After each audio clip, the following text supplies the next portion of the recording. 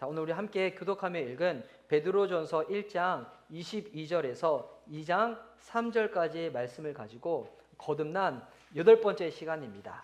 우리 오늘 설교의 제목이 거듭난 자는 미각이 살아있는 자다.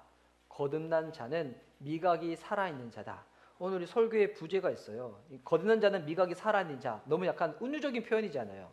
거듭나면 밥 잘 먹게 된다는 것인가? 물론 우리가 영적으로 거듭나면 이제 기운을 차려서 밥도 열심히 막 먹고 그래야 되겠지만, 근데 그래서 부제가 뭐냐면 전도의 열정을 유지하는 방법, 이런 제목으로 은혜 누리고자 합니다. 우리 좌우에 계신 분들, 오늘도 온라인으로 예배 드리신 분들, 오늘 이 설교의 제목으로 이렇게 서로 축복합시다. 주의 은혜로 충만하세요 라고 서로 축복하면서 합시다. 시작. 주의 은혜로 충만하세요. 할렐루야.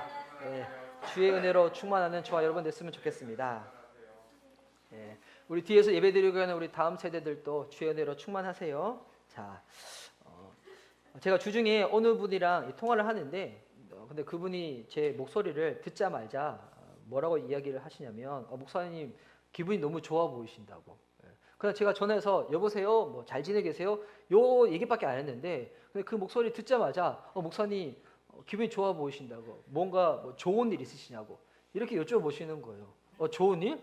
좋은 일? 뭐가 좋은 일이지? 이 대답 안 하면 안 될 것 같아가지고 막 생각하다 보니까 맞아, 최근에 좋은 일 중에 하나가 맞아, 우리 그러면서 제 인스타에 뭐 기도에 응답하신 하나님이라고 뭐 이렇게 주저리 목사님 길게 적은 게 있던데 그거 뭐냐고라고 여쭤보셔서 우리 이제 다음 세대들 우리 공간을 놓고 기도를 하고 있었는데, 주변에 아무리 많이 찾아봐도 잘 찾아주지도 않고, 또 주변은 너무 이렇게 시세가 비싸가지고 고민했던 차에 계속 기도만 하고 있었는데, 하나님이 여차여차 알려주시고 응답하셔서 가까운 거리에 이 공유 오피스를 정말 저렴한 가격에 우리가 이게 사용하게 되었다고, 그런 거 쫙 나눴었죠.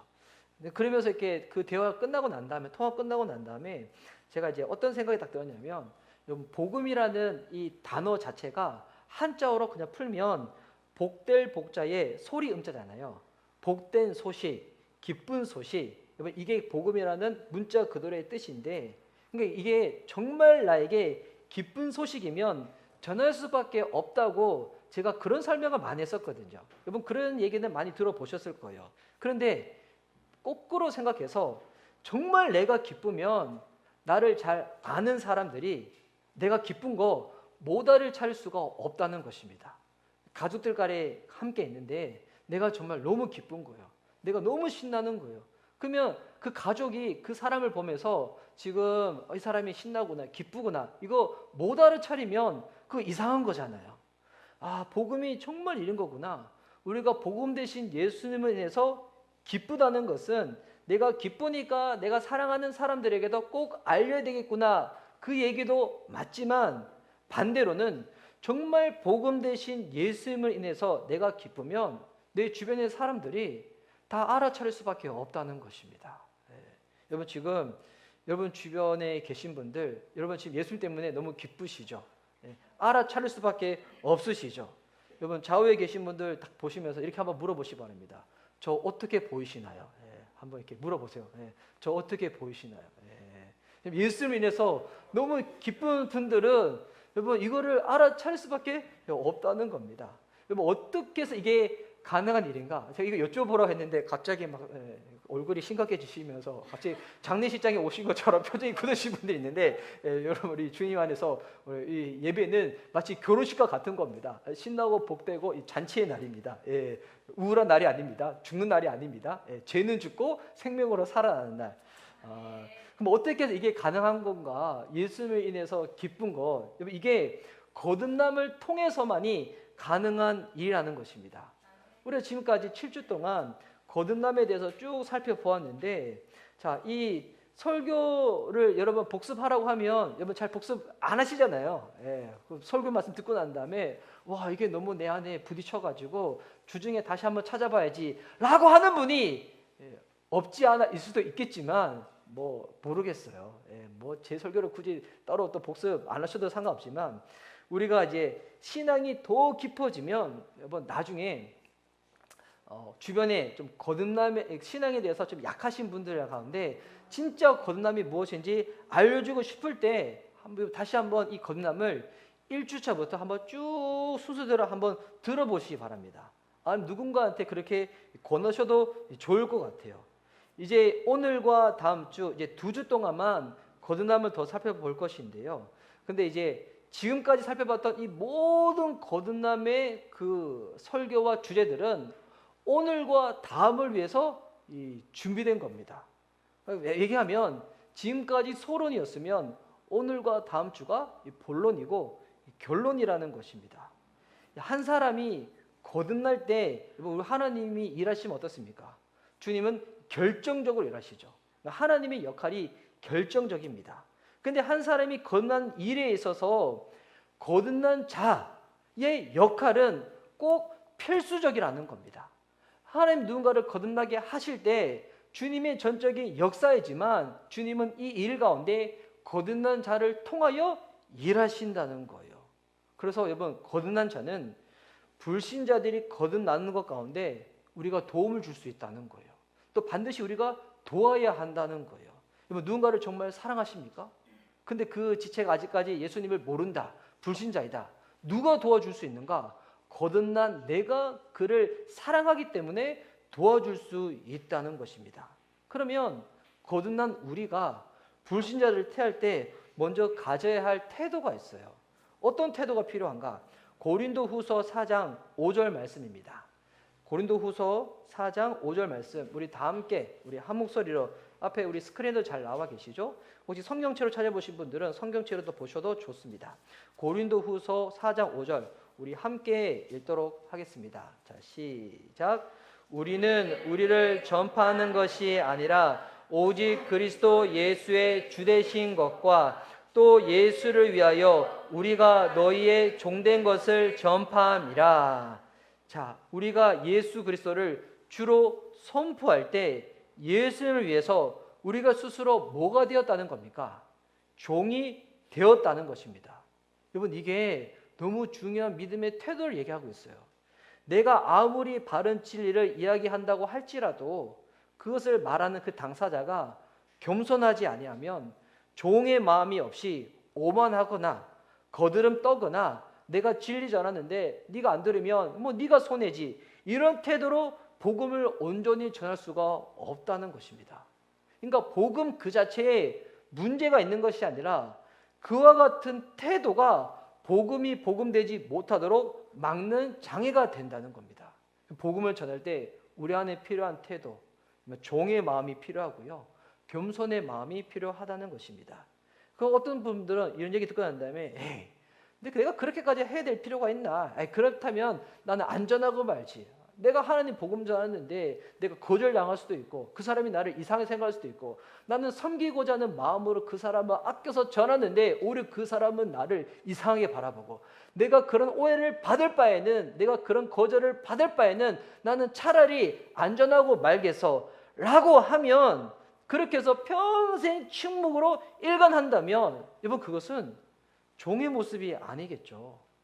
우리가 다른 사람, 불신자의 거듭남을 돕기 위해서 꼭 필요한 태도, 그 사람을 향한 사랑의 마음, 섬김의 태도, 그리고 그 사람이 나한테 어떠한 반응을 보인다고 할지라도 나는 종이기 때문에 전할 수밖에 없는 그런 태도를 통하여 그리스도의 복된 소식이 전달되어진다는 것입니다.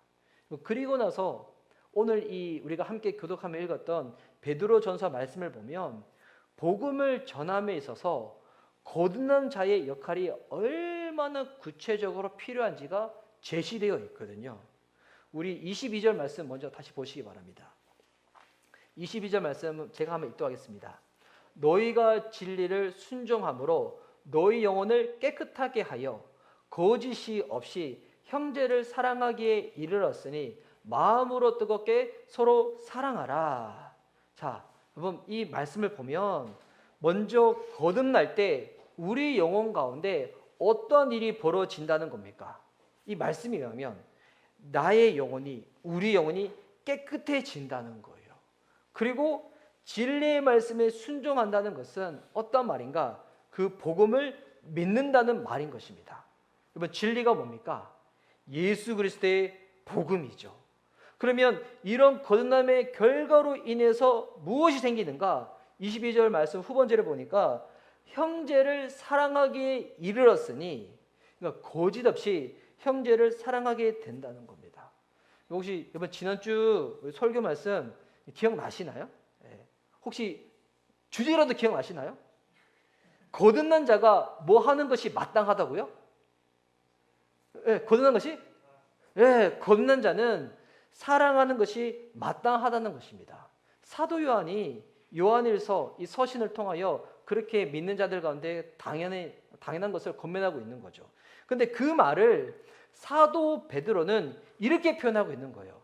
그러니까 의미가 똑같은데 표현이 좀 다른 거죠. 베드로는 뭐라고 표현하고 있는가? 거짓 없이 형제를 사랑하는 것이 거듭남의 열매라는 것입니다. 당연히 따라와야 될 거듭남의 결과라는 것입니다. 거듭난 자는 사랑하는 것이 마땅하고요. 거듭난 자는 형제를 사랑하는 것이 거듭남의 열매 결과로 나타나야 한다는 것입니다. 그리고 이렇게 표현하고 있죠. 사랑할 때 대충 사랑하는 것이 아니라 어떻게 사랑하라고요? 마음으로 뜨겁게 서로 사랑하라는 것입니다. 마음으로 뜨겁게.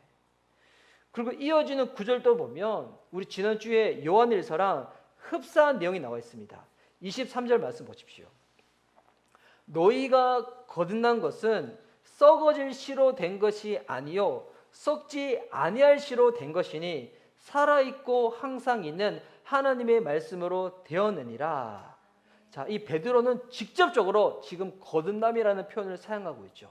여러분, 우리가 무엇으로 거듭나진다고요? 23절 말씀 보면서 여러분 답을 한번 찾아보세요. 우리가 무엇으로 거듭난다고요? 살아있고 항상 있는 하나님의 말씀으로. 하나님 말씀을 설명할 때 뭐라고 설명하고 있습니까? 살아있고 항상 있다는 거예요. 여러분, 살아있다는 게 무슨 뜻일까요? 하나님 말씀이 새 생명을 주는 하나님의 능력이라는 거예요. 살아있는 하나님의 말씀, 생명을 주는 능력이 하나님의 말씀이라는 거예요. 그리고 항상 있다, 이게 무슨 뜻일까요? 생명이 창조되어지면 이제 그 생명이 생명력을 유지해야 되잖아요. 생명력을 유지케 하는 것도 무엇이라는 거예요? 다른 것이 아니라 하나님의 말씀이 거듭난 자의 이 생명을 유지시켜 준다는 것입니다. 그래서 영적으로 죽어있는 믿지 않는 불신자들의 마음 가운데도 하나님이 새 생명을 창조하기 위해서 사용하는 씨가 살아있는 하나님의 말씀이잖아요. 그러니까 불신자 가운데서도 이 말씀이 역사할 때 살아있는 말씀으로 역사되어지는 거지만, 거듭난 자가 이 세상을 살아가는 동안에 유혹 가운데 흔들리지 아니하고, 지금 오늘도 우리가 예배 가운데 승리하며 나아갈 때 우리 삶 가운데 얼마나 수많은 유혹들이 있습니까? 내적인 유혹, 외부적인 유혹, 주중을 살아가면서 있었던 수많은 일들과 피곤함들과 마음의 어려움 때문에 예배 하나 세우려고 하는데 얼마나 많은 어려움들이 있습니까? 이런 유혹과 어려움 가운데 어떻게 하면 우리가 이 생명을 가지고 이겨낼 수가 있다는 겁니까? 다른 방법이 없습니다. 생명을 생명답게 풍성히 누릴 수 있는 유일한 방법, 항상 있는 하나님의 말씀이라는 거예요. 이 말씀이 생명력을 풍성하게 유지할 수 있도록 도와준다는 것입니다. 그래서 여러분, 교회는 불신자들 가운데도 말씀을 선포해야 되지만 이미 거듭난 자가 생명을 유지하는 이 씨가 되는 말씀을 계속 뿌려야 한다는 거예요. 그래서 어떤 사람이 이런 오해를 하신 분들 있잖아요. 아이고, 예수님 어차피 믿고 천국 가야 된다면 그냥 평생 주님 안 믿다가 죽기 전에 예수님 믿고 그냥 거듭나서 천국 가면 되는 거 아닌가라고 오해하시는 분들이 있어요. 그런 분들은 일단은 천국에 우리가 들어갈 때 주님이 우리의 믿음의 행위대로 상급을 주신다는 것을 모르시는 분이시고, 더 나아가서는 우리가 말씀을 들을 때 이 말씀의 풍성한 생명이 말씀을 통하여 유지된다는 것을 모르시는 분들은 그런 오해를 할 수가 있거든요. 그래서 여러분, 말씀은 불신자들 가운데만 필요한 것이 아니라 이미 믿는 거듭난 자들 가운데도 더더욱 필요한 것이 하나님의 말씀인 줄 믿습니다. 말씀을 선포해야 되는 거예요. 저와 여러분이 말씀 더욱더 가까이 해야 되는 거예요. 이것이 얼마나 중요한지를 이 베드로는 계속 이렇게 말하고 있습니다. 24절과 25절인데요. 이 24절과 25절 말씀은 지금 사도 베드로가 이사야서에 있는 이사야 40장 6절과 8절 말씀을 인용하여서 이 지금 선포하고 있는 하나님 말씀이거든요. 이사야 40장 6절과 8절 말씀에 어떤 말씀이 있는가? 제가 한번 읽어드릴게요. 이사야 40장 6절과 8절 말씀.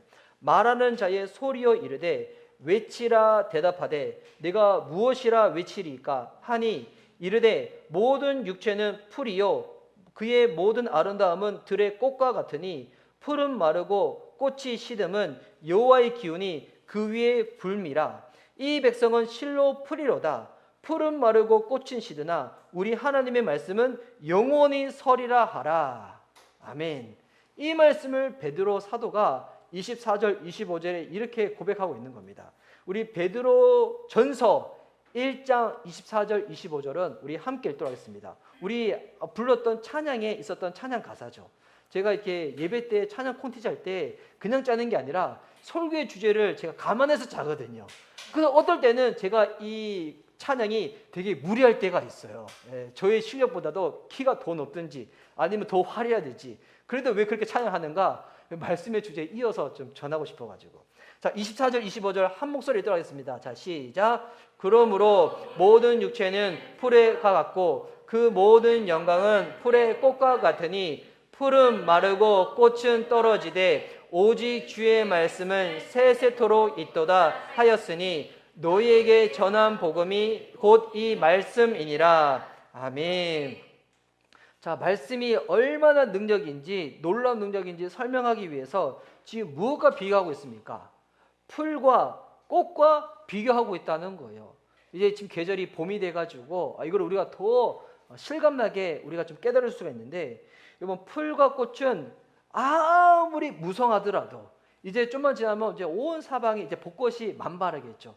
벚꽃이 아무리 예쁘고 만발하더라도 그것이 오래 가나요? 그냥 그때뿐이죠. 풀과 꽃이 잠시 뭉성하지만 그 뭉성한 가운데서 잠깐 기쁨을 주지만 어느 순간 사라져 버리는 것입니다. 유지했던 생명들도 함께 사라져 버리는 겁니다. 이게 풀과 꽃인 거예요. 그런데 하나님의 말씀이 창조하시는 생명은 이와 반대라는 거예요. 어떻다는 겁니까? 그 순간이 영원하다는 것입니다. 왜? 생명을 창조하고 생명을 유지하는 하나님의 말씀이 영원하기 때문에. 그래서 우리 아까 그렇게 고백했잖아요. 주의 말씀은 어떻다고요? 영원해. 주의 말씀은 영원해. 주의 말씀은 영원해. 그래서 여러분 이거를 정리하면 너희에게 전파된 복음이 썩지 아니하는 씨이고, 그리고 이 하나님 말씀이 헷갈리지 말라고 베드로는 하나님 말씀이 무엇인지 다시 한번 정확하게 설명해 줍니다. 하나님 말씀이 무엇인가? 25절 말씀 보세요. 주의 말씀은 세세토록 있더라 하였으니 너희에게 전한 복음이 곧 뭐라고요? 말씀이라는 거예요. 여러분 하나님 말씀이 뭐라는 겁니까? 복음이 하나님의 말씀이라는 겁니다. 여러분 이거 잘 기억하시기 바랍니다. 뭐가 하나님 말씀이라고요? 복음이 하나님의 말씀이다. 그러니까 이걸 정리하면 이렇게 되는 거예요. 너희에게 전파된 복음이 썩지 아니하는 씨이고 이 씨로 인해서 너희를 거듭나게 하고 거듭난 생명으로 계속 살 수 있도록 살아있고 항상 있는 하나님의 말씀이라는 겁니다. 여러분 그래서 성경이 말하는 죽음, 이 영적인 죽음이 있잖아요. 우리 영적으로 죽어서 마음은 굳어져 있고 지성으로는 하나님의 말씀을 배쳐가는 것이 당연하다고, 말씀을 믿는 것이 미련하다고 이렇게 여기는 이 죽은 영혼, 여러분 이 죽은 영혼이 믿지 않으려고 하는 이 마음 가운데 하나님이 복음을 주시는 거예요. 말 그대로 기쁜 소식을 씨로 뿌릴 때 어떻게 된다는 거예요? 살아나게 된다는 것입니다. 말씀이 씨가 뿌려질 때, 복음이 전파되어질 때 살아나게 된다는 거예요. 와. 그래서 씨가 뿌려질 때 중요한 거, 이제 내가 이거를 받아들이는가 안 받아들이는가. 믿음으로 취하는 자가 어떻게 되겠습니까? 내가 노력해서 내가 거듭나지는 것이 아니라 이 은혜를 내가 믿음으로 취할 때 죽어있던 내 영혼이 살아나게 된다는 거예요. 이게 복음의 능력입니다. 그러면 복음이 무엇인가? 우리 신앙생활 오래 하더라도 복음이 뭐냐고 여쭤보면 많은 분들이 흔쾌히 대답을 잘 못하세요. 복음에 대해서 너무 이렇게 어렵게 생각하시고 장하게 생각을 많이 하셔서. 근데 복음이 무엇인지 사도 바울은 고린도전서 15장을 통하여 너무 명료하고 이게 간단하게 설명을 하고 있어요. 고린도전서 15장 1절과 4절 말씀인데요. 제가 한번 읽어드리겠습니다. 여기서 복음이 어떻게 설명되는지 한번 잘 보시기 바랍니다. 형제들아, 내가 너에게 전한 복음을 너에게 알게 하노니 이는 너희가 받은 것이요 또 그 가운데 너희 가운데 선 것이라. 자, 지금 사도 바울이 복음을 전한 거예요. 이 복음이 뭔지 그러고 나서 설명합니다. 2절 말씀. 너희가 만일 내가 전한 그 말을 굳게 지키고 헛되이 믿지 아니하면 그로 말미암아 구원을 받으리라. 여러분, 복음을 헛되이 여기지 아니하고 믿으면 어떻게 된다고요? 구원이 임하게 된다는 거예요. 복음이 주는 능력이죠. 그럼 복음이 뭔지 이제 설명을 합니다. 3절과 4절 말씀. 내가 받은 것을 먼저 너에게 전하였노니 이는 성경대로 그리스도께서 우리 죄를 위하여 죽으시고 장사 지낸 바 되셨다가 성경대로 살만에 다시 살아나사. 복음이 뭐라는 거예요? 예수님의 십자가의 죽음과 부활. 여러분, 이것이 복음이라는 거예요. 이 복음을 듣고 믿을 때 죽은 자가 살아나게 된다는 것입니다.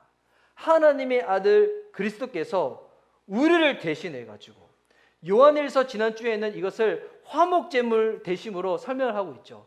예수님이 우리를 위한 화목제물이 되셔서 죽으셨다는 거예요.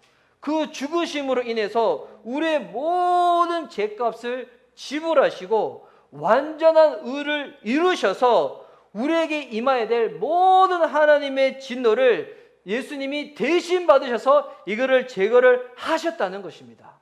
그리고 이제 예수님의 부활하심을 통해 가지고 이제 예수님의 생명을 가진 자는 하나님 앞에서 우리 역시도 믿음으로 부활하여서 생명을 가져서 영원한 생명과 기쁨을 누릴 수 있는 자가 되었다는 것입니다.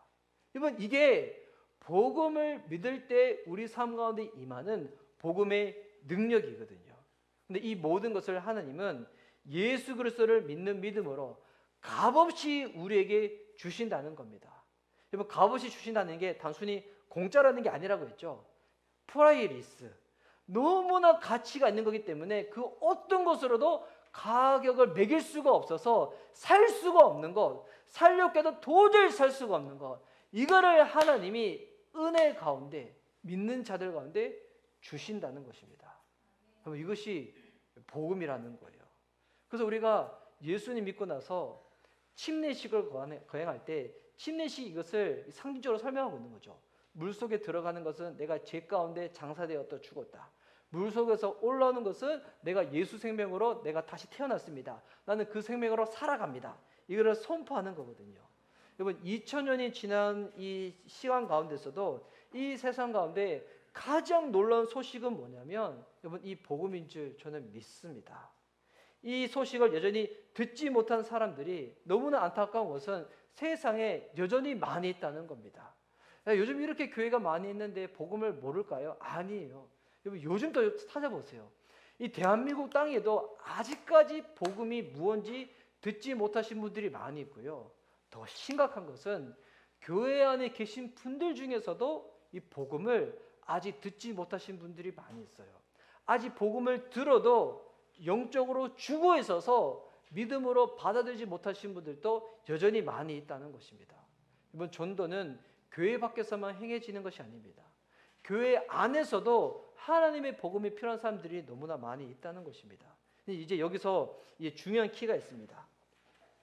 이제 저와 여러분이 이 하나님의 이 놀라운 은혜로 거듭났다면 이제 우리는 우리가 사랑하는 사람들 있지 않습니까? 우리가 아끼는 사람들 있지 않습니까? 근데 그들이 아직 예수님을 모르는 거예요. 아직 불신자인 거예요. 그들이 거듭나서 생명을 얻게 하고 진짜 산 소망을 가질 수 있도록 도와주고 싶다면 이제 여기서 중요한 핵심과 키가 있는데 그 뭐냐면 사람은 예수님의 이 복음을 하나님의 말씀을 들음으로써 거듭난다는 거예요.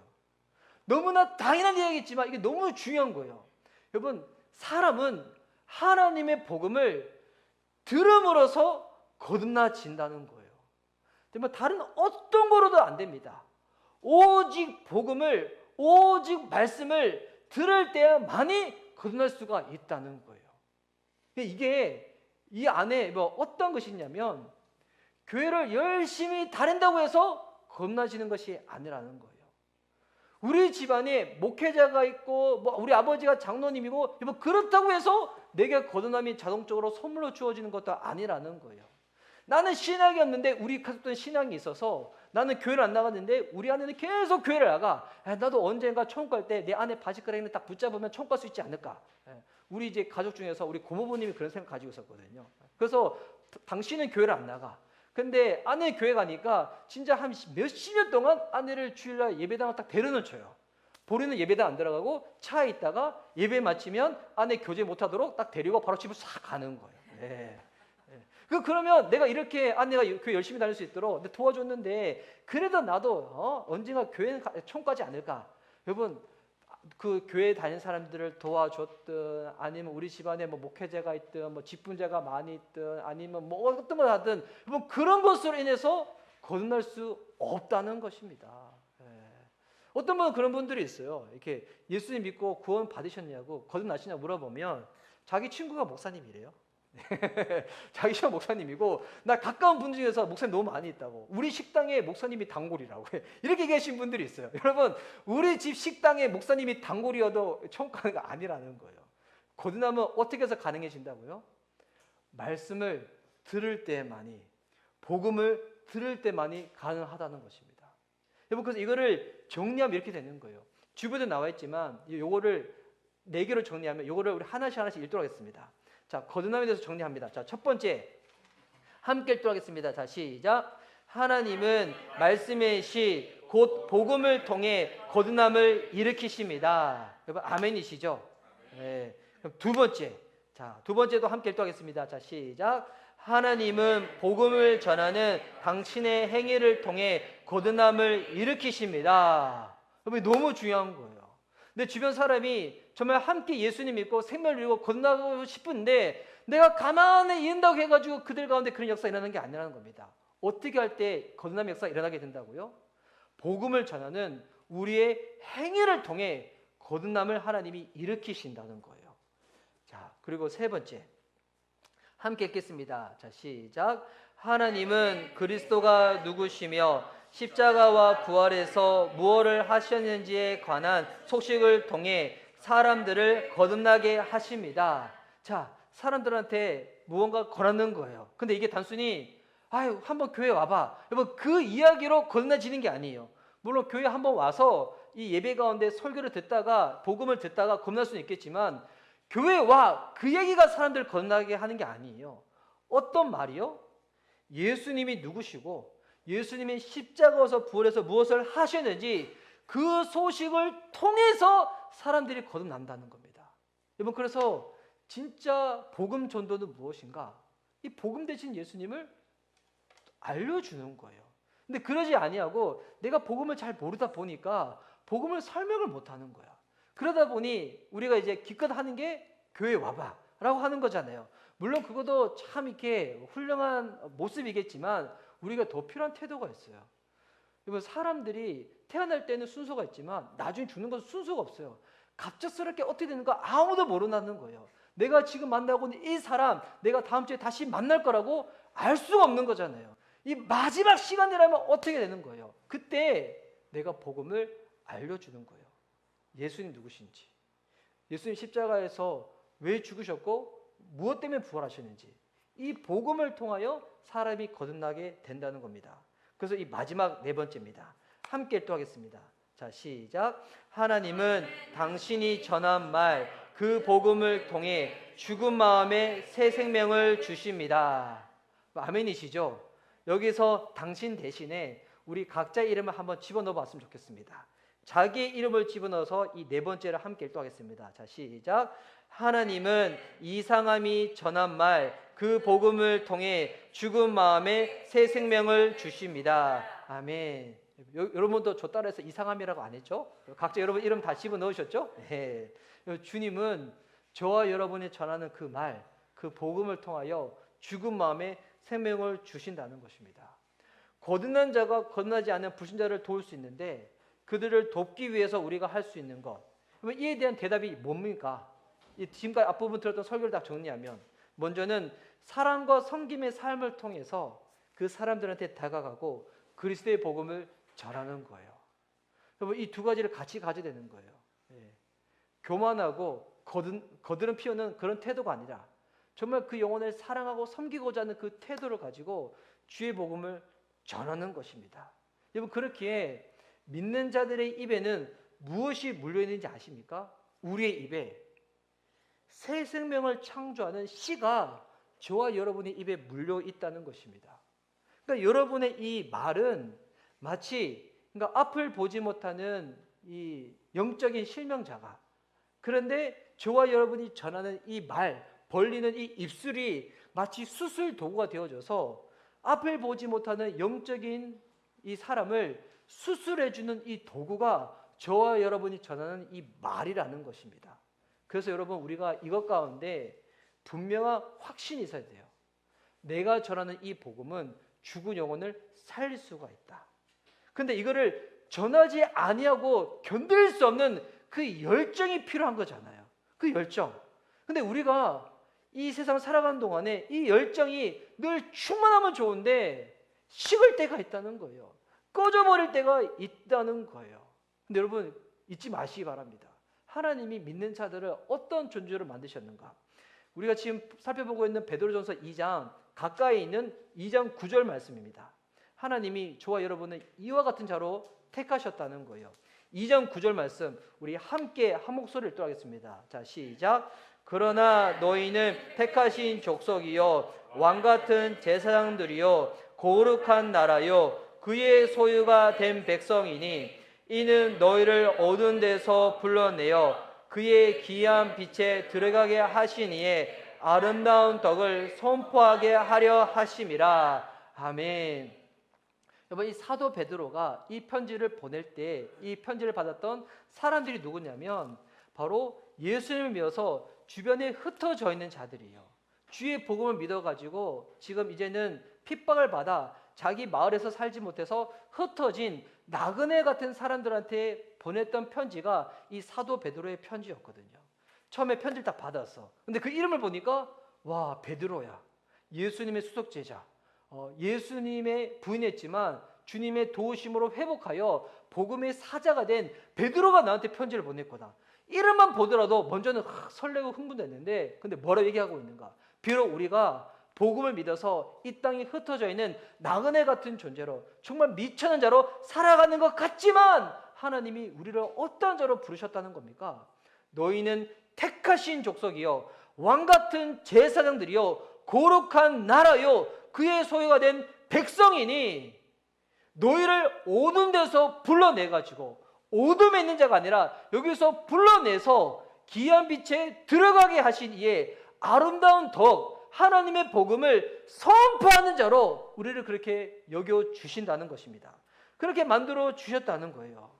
하나님의 말씀, 이 복음을 통해서 우리가 어두운 데서 건짐을 받았는데 이제는 저와 여러분이 이 땅을 살아가야 될 분명한 이유와 목적이 무엇인가?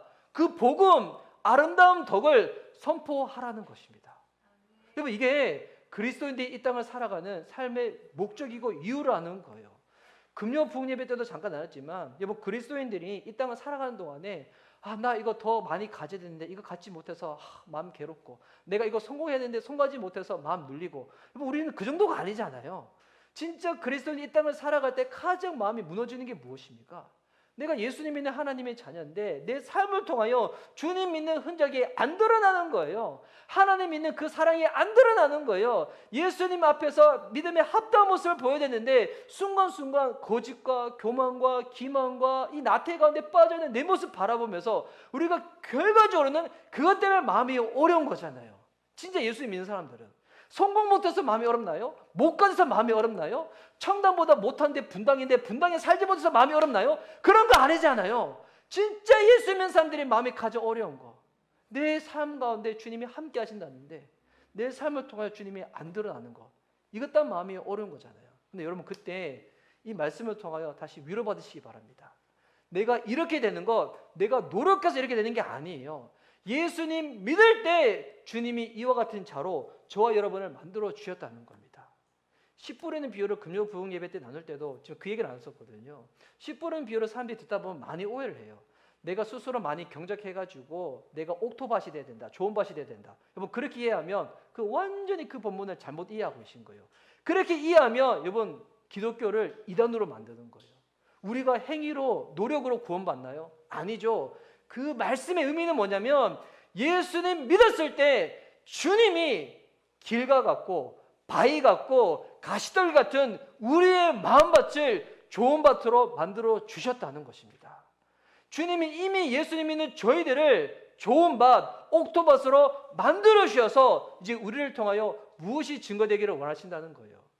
아름다운 덕을 선포하라는 것입니다. 여러분 이게 우리가 살아가는 궁극적인 이유예요. 저희 아이들도 이것을 할까 저것을 할까 진로를 가지고 앞으로의 직업을 가지고 나이가 어린데도 불구하고 고민들을 많이 해요. 근데 그거는 우리의 은사와 재능을 따라서 성실을 따라서 각자 원하는 직업을 가지면 되는 거지만 여러분 우리는 그 직업 그 이상으로 더 중요한 게 있어요. 그 일을 통하여 주의 아름다운 덕을 선포하는 것입니다. 여러분 그리스도인이 왜 결혼을 하는지 아십니까?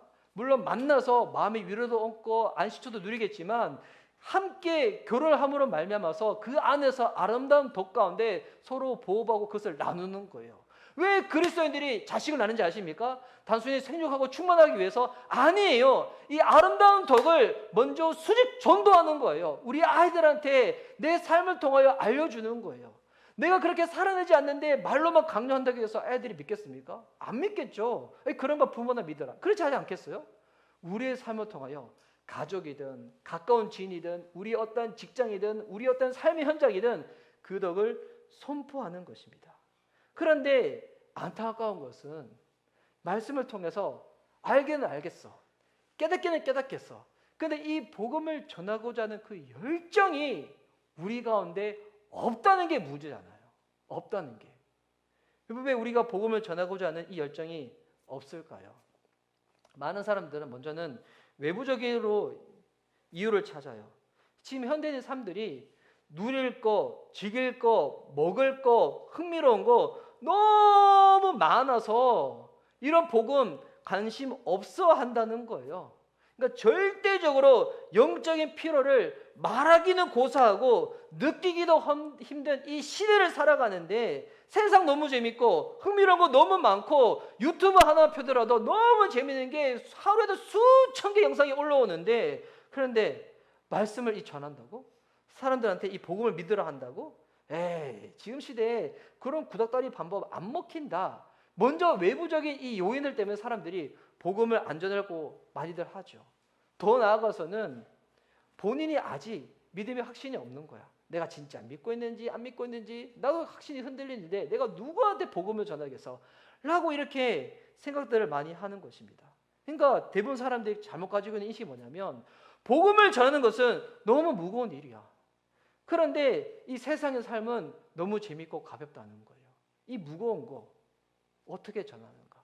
이 무거운 거 누가 받겠냐? 라는 생각 때문에 전하지 않는다는 겁니다. 근데 여러분 이게 지금의 시대만 그럴까요? 근데 아니에요. 여러분 초대교회 때 상을 보면 어찌 보면 우리보다 더 심각한 거예요.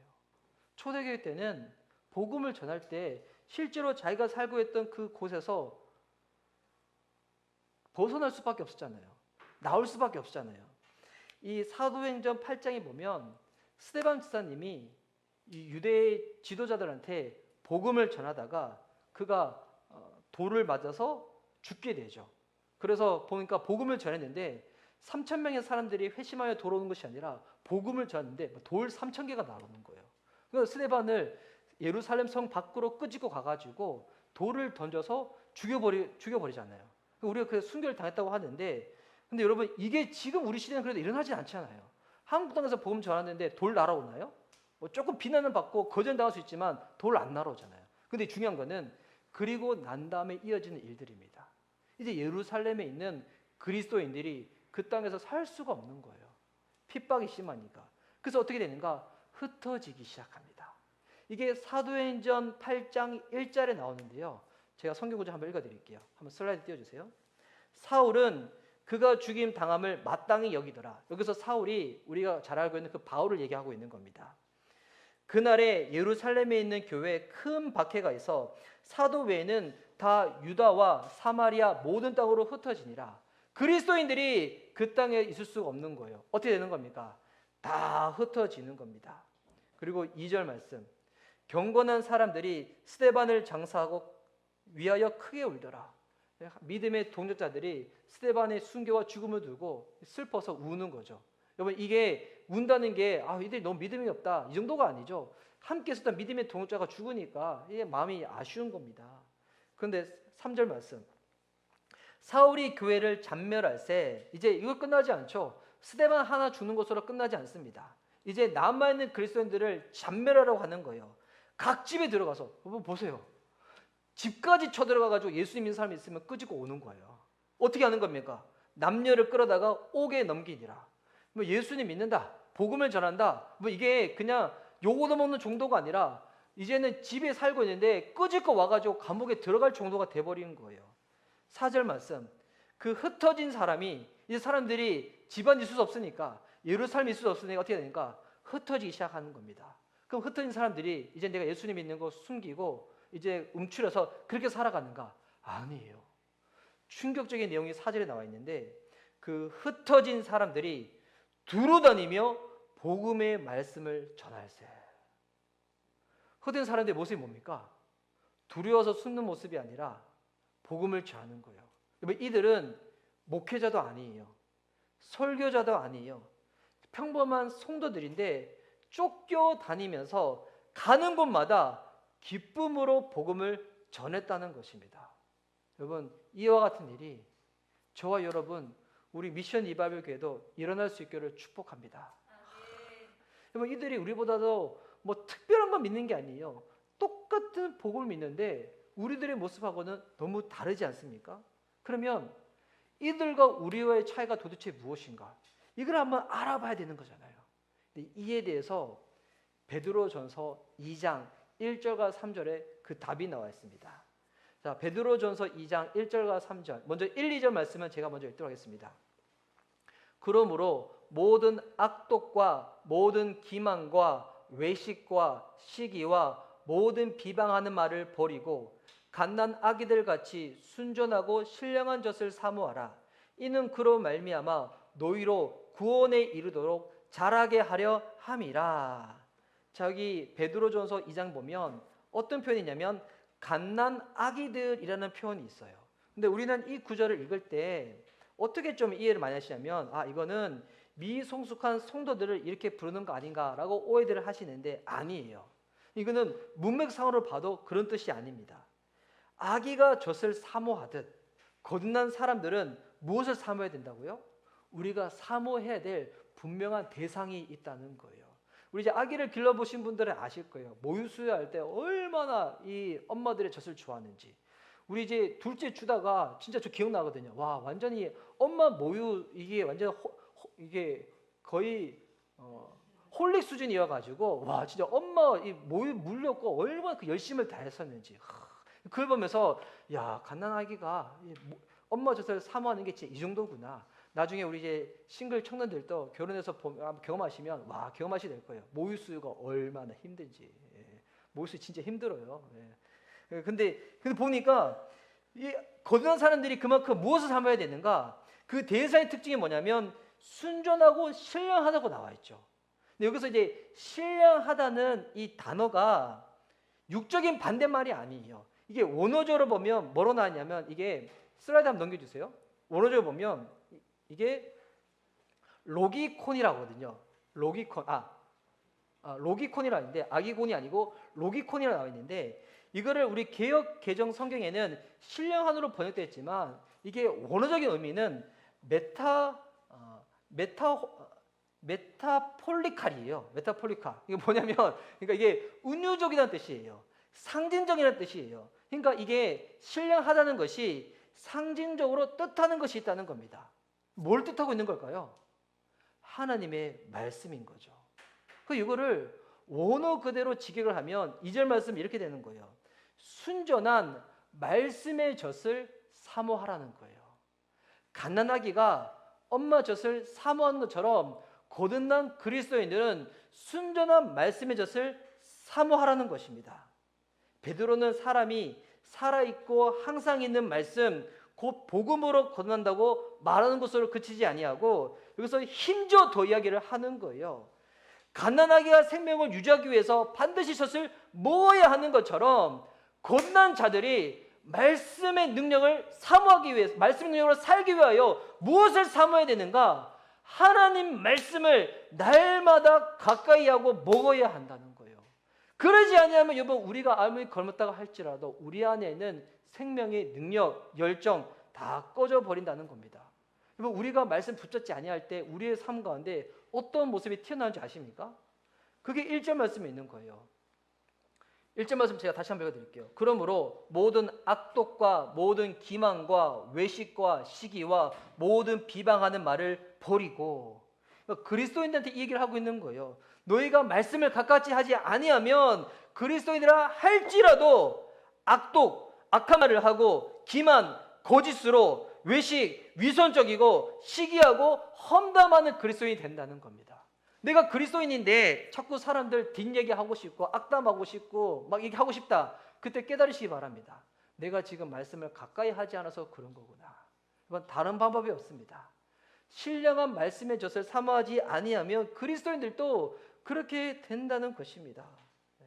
그래서 이것을 우리 삶 가운데 버리기 위하여 무엇을 해야 되는가? 말씀 때문에 우리가 줄이고요. 말씀 때문에 기뻐하고요. 말씀으로 살아가야 하는 것입니다.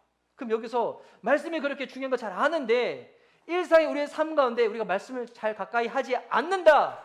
그 이유도 있어요. 왜 우리가 말씀을 가까이 하지 못할까요? 우리는 흔히 얘기하죠. 바빠서요. 분주해서요. 말씀을 몰랐어요. 근데 베드로 사도는 그게 아니라고 이야기해요. 왜 말씀을 가까이 하지 않는가? 3절 말씀 보십시오. 3절 말씀 우리 함께 읽도록 하겠습니다. 자, 시작. 너희가 주의 인자하심을 맛보았으면 그리하라. 아멘. 주의 인자하심을 맛보았으면 그리하라. 맛보면 그렇게 된다는 거예요.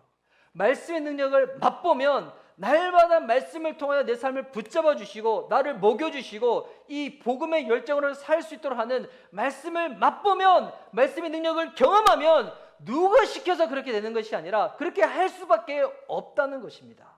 그러면 맛보지 아니하면 어떻게 될까요? 말씀을 맛보지 않았으니까, 능력을 경험해보지 않다 보니 말씀을 가까이 하지 못하는 거예요. 축복합니다. 우리 미션 리바이벌 교회 성도님들, 우리 교회 계속 뭐 큐티하자, 성경 통독하자 하는데, 근데 이거는 우리 앞으로도 계속 할 거예요. 예, 전 뭐 하는 숫자가 적다 할지라도 계속 할 수밖에 없는 것인데 더 축복합니다. 말씀의 능력을 경험할 수 있는 저 여러분 됐으면 좋겠습니다. 오늘 목사님이 설교를 하는데 그 설교 제목이 뭐냐면, 저 설교 제목이 아니에요. 그 목사님 설교 제목이 너무 이렇게 강하던데, 성경 안 읽는 그리스도인들은 다 지옥 간다. 설교 제목이 이거예요. 성경 안 읽는 그리스도인들은 다 지옥 간다. 도대체 왜 그렇게 생각하는가 봤더니 그분의 이제 말씀의 논점 뭐냐면, 정말 그리스도인인데 말씀을 통하여 거듭난 그 씨앗으로 겁난 사람이 말씀을 통하여 겁났는데 어떻게 말씀을 안 볼 수 있냐? 거듭 안 났다는 거 아닌가? 말씀 안 읽는 그리스도인들 거듭 안 났으니까 지옥 가는 거 아닌가라고, 저 설교 아니에요? 그렇게 설교하시는 목사님이 계시더군요. 네. 저는 그렇게까지는 얘기를 못할 것 같지만, 근데 저도 이제 그거는 이제 동의하는 부분이 좀 있긴 있어요. 어떤 부분을 동의하는가? 정말 그리스도인인데 말씀에 대한 전혀 갈급함이 없다? 그 이상한 거예요. 내가 그리스도인인데 내가 말씀을 전혀 알고 싶지도 않고 사모하지도 않고 갈급함이 전혀 없고 부담감이 없다? 그 진짜 이상한 거예요. 어떤 사람 진짜 그런 사람도 봤어요. 신앙을 보면 아, 목사님 저는 기도파예요. 저는 직통 게시파라서 주님 저한테 직접 알려주세요. 저 기도할 때마다 주님 얼마나 많은 그림을 보여주시는데요. 저는 말씀을 안 봐도 돼요. 뭐 그렇게 해서 나온 게 몰몬교예요. 예. 그렇게 나온 게 이단들이에요. 그들도 성경을 가지고 있지만 성경보다 훨씬 더 권위 있는 게 있어. 그들이 여기는 교주들이 본 환상, 받은 이상들. 이슬람의 선지자인 무하메드가 그런 거예요. 그가 기도하다가 꿈꾸다가 하늘부터 계시를 받은 거예요. 천사로부터. 그래서 나온 게 뭔지 알아요? 이슬람교예요. 말씀의 권위보다 그 어떤 것도 더 높이 여길 때 여러분 그때부터 이상한 교리가 나오고 이단이 나오는 것입니다. 제일 위험한 거예요. 나는 말씀을 안 봐도 괜찮아요. 상관없어요. 여러분 그래서 이게 개인 전도의 핵심과 키도 그겁니다. 복음을 전하고자 할 때 열정을 일으키는 방법. 주의 인자심을 맛보시기 바랍니다. 주의 인자심을. 그래서 제가 지금까지 신앙생활을 하면서 이제 그 임상적인 거예요. 뭐 이거는 뭐 성계 나 있는 건 아니지만 그 교회 생활하다 보면 진짜 전도 많이 하시는 분들이 있어요. 진짜 이게 은사인가 싶을 정도로. 근데 어떤 분들은 그 단 기간에만 전도를 빡 했다가 그 다음부터 안 하시는 분들이 있는데, 근데 이 전도를 꾸준히 하시는 분들이 있어요. 그리고 늘 복음과 용어만 들으면 가슴이 뜨거워지신다는 분. 저한테 전화 주신 분도 그랬거든요. 뭐가 제일 가슴이 뜨겁게 하냐 했더니 본인은 본인 직업이 아니고 복음과 영혼이라는 이 두 단어를 들을 때마다 가슴이 제일 뜨거워진다고. 그분 사역자도 아닌데 그러시길래 그럼 사역해야 되지 않냐고 제가 얘기를 했거든요. 근데 본인은 그래서 진짜 그런 마음을 가지고 그냥 세상에서 그렇게 살고 싶다고 하시는데, 그래서 제가 보니까 꾸준히 전도하신 분과 꾸준히 전도 안 하시고 순간적으로 이벤트적으로 하신 분의 차이가 뭐냐면, 이벤트적으로 하신 분들은 주변에 아시는 지인분들을 많이 데리고 와. 그런데 본인 안에 말씀의 능력이 없다 보니까, 말씀을 사모하지 않다 보니까 이것이 오래 안 가는 거예요. 순간하고 끝나버리는 거야. 근데 오래 하신 분의 특징이 뭐냐면 진짜 말씀을 가까이 해요. 누가 시켜서 묵상하고 큐티하는 것이 아니라 계속 가는 거야. 말씀을 왜 가까이 하는가? 내가 누구한테 양육해 주기 위해서. 내가 이 사람을 전도하는 것으로 끝나지 않냐고, 먹여야 되는데, 성장시켜 줘야 되는데, 그럼 전도한 내가 알려주는 게 제일 좋은 방법이 아니겠어요? 라고 하면서 본인의 말씀을 계속 가까이 하는 거예요. 그러니까 이런 사람들의 특징이 뭐냐면 열정이 식지를 않아. 말씀을 가까이 해서 이 말씀이 맛보와 선하심을, 인자심을 맛보라고 한 것처럼 본인이 맛보니까 너무 좋은 거야. 안 하면 견딜 수가 없는 거예요. 그래서 시편 34편 8절에 이런 성경 구절이 있죠. 자, 이 성경 구절 우리 다 함께 한번 읽도록 하겠습니다. 자, 시작. 너희는 여호와의 선하심을 맛보아 알지어다. 그에게 피하는 자는 복이 있도다. 아멘. 여호와의 선하심을 어떻게 하라고요? 맛보아 알라는 거예요. 이게 무슨 말인가? 복음이 들어오잖아요. 말씀을 가까이 하잖아요. 영적으로 죽어있던 이 미각이 살아나게 된다는 거예요. 살아나서 계속 말씀을 먹고 싶은 거야. 주의 인자심을 누리고 싶은 거예요. 코로나로 인해 가지고 미각을 잃어버리신 분들을 지금 봤어요. 제 주중에 만난 목사님이 있는데 이번에 코로나 때문에 미각을 잃어버려 가지고 그 다음부터 밥을 안 먹었대요. 밥 먹어도 너무 맛이 없어 가지고 진짜 한 2주 동안 빵만 먹었대요. 빵 먹어도 맛이 없어 가지고 그냥 빵만 먹었다고. 예. 진짜 이게 미각을 잃어버리면 진짜 그렇게 되는 거예요. 근데 여러분, 복음의 씨앗이 우리 안에 들어올 때 죽었던 이 영적인 미각이 살아나게 됩니다. 오늘 우리 식사하실 때 기도하시기 바랍니다. 주님, 내 입맛만 살지 말고 영적인 미각도 살아나게 하여 주시옵소서. 예, 영적인 미각이 살아난다. 그러면 이 세상에서 뭐 제일 맛있는 것이 이건데, 제일 달콤한 것, 선한 것이 이건데 누가 떠먹여줘야지만 먹겠습니까? 아니죠. 떠먹을 수밖에 없는 것이고요. 찾아갈 수밖에 없는 것이고요. 배울 수밖에 없는 것이고요. 삼을 수밖에 없다는 것입니다. 거듭난 자가 되어서 영적으로 미각이 살아있는 자가 되어서 말씀을 가까이 하여 이 말씀을 소개하고 나눠주고 증거하고 그렇게 살아갈 수 있는 저와 여러분, 우리 미션 리바이벌교회 모든 성도님들 되어줄 수 있기를 예수님의 이름으로 축복하는 바입니다. 아멘. 자, 이 시간 우리 들은 바 말씀 부여잡고 우리 주님께 우리 기도하며 가도록 하겠습니다.